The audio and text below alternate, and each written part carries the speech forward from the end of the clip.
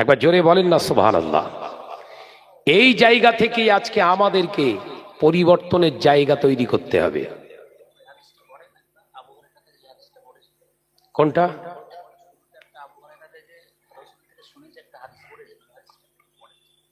সামিতু ইয়া রাসূলুল্লাহ, আল্লাহ রসুলের কান থেকে, রসুলের পাকের মুখ থেকে যে হাদিসটা শুনেছেন, ওই হাদিসটা আমি এবারাতটা টোটালটা তো আরবিতে পড়িনি।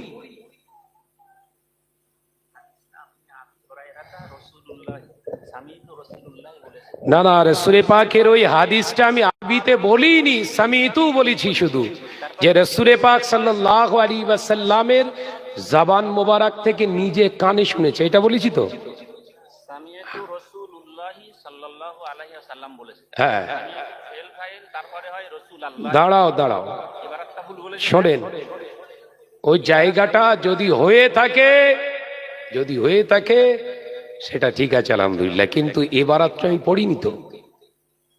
আপনি এবার জায়গাটা নবী পাক সাল্লাল্লাহু আলাইহি ওয়াসাল্লাম সামিতু যখন বলেছি, সামিতু রাসূল পাক সাল্লাল্লাহু আলাইহি ওয়াসাল্লামের শুরুবাত, হাদিসের স্টার্টিং, রাসূল পাক সাল্লাল্লাহু আলাইহি ওয়াসাল্লামের সাহাবী হাদিসের ইবারাতটা স্টার্ট করছে সামিতু শব্দ দিয়ে, এটা বলেছি আমি। অর্থাৎ আপনাদের শোনেন, আমি বললাম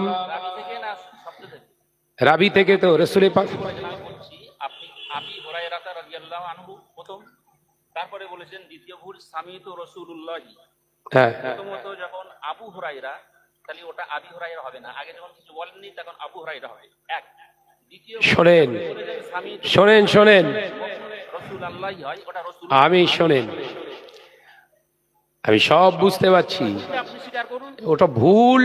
শোনেন, ভুলটা কথা বলছেন তখন একটা শব্দ নয়, ভুল করবেন। শব্দ এখানে আমি উল্টো পাল্টা করতে আসিনি, যদি করতে হয় তাহলে ভালো করে লাগুন, তৈরি আছি।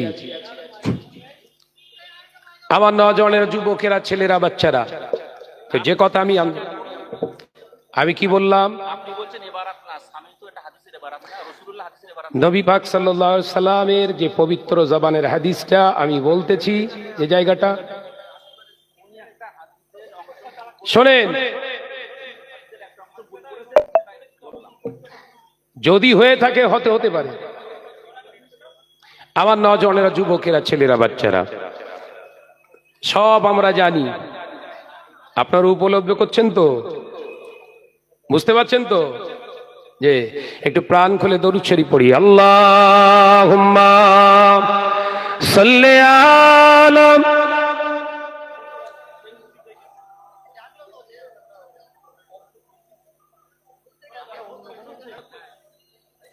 একটু আওয়াজ দিয়ে প্রাণ খুলে দরুদ শরীফ পড়ি, ওয়া আলা আলি।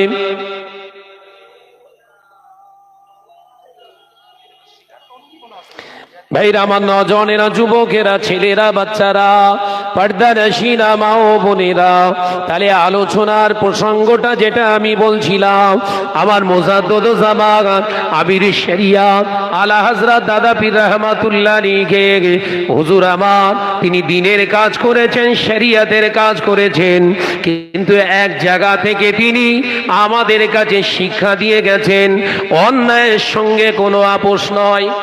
একবার জোরে বলুন না সুবহানাল্লাহ। অর্থাৎ নবী পাক সাল্লাল্লাহু আলাইহি ওয়াসাল্লামের এই আদর্শ জীবন দাদা পীর রাহমাতুল্লাহের ভিতরে, এখানে এত ক্যাচ করলে হবে না, একদম ক্যাচ করলে হবে না। হাজার হাজার ভুল প্রত্যেকটা মানুষের জীবনে থাকবে, কথা বলছেন না কেন? বাংলা কথা এখনো শুদ্ধ অনেকে বলতে পারে না, তো কি হয়েছে? ভাইরা, আমার নজওয়ানেরা, যুবকেরা, ছেলেরা, বাচ্চারা, পর্দানশীনা মা ও বোনেরা, তাহলে আমার